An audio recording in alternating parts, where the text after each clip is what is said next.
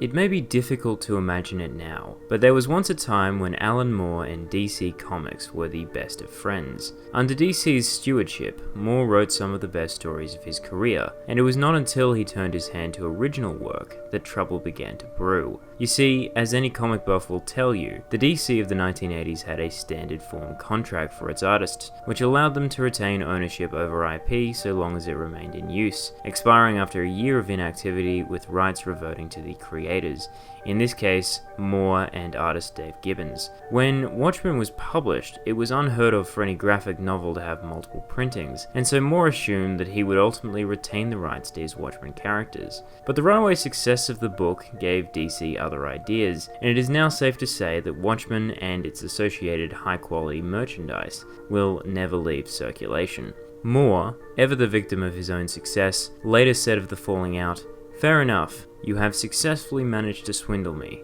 and so I will never work for you again."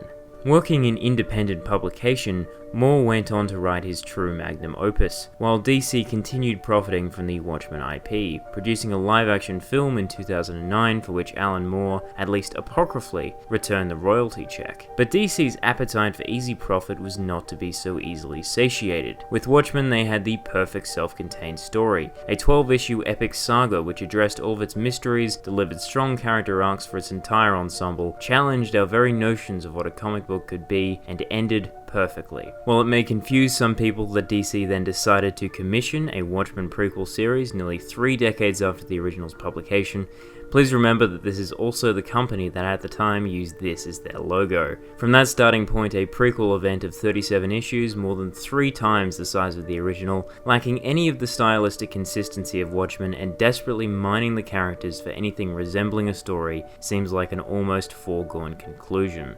But if my cynical description of this saga has you concerned, please don't be. As DC co-publishers Dan Didio and Jim Lee assured us, they would not dream of publishing more Watchmen stories unless they could match the quality of the original series, a high bar indeed, and one that a book as creatively titled as Before Watchmen certainly promises. Yet the series was not without talent behind it, featuring such names as the legendary Darwyn Cooke, the ubiquitous Brian Azzarello, and the controversial J. Michael Straczynski, alongside artists like Andy and Joe Kubert and Jay Lee.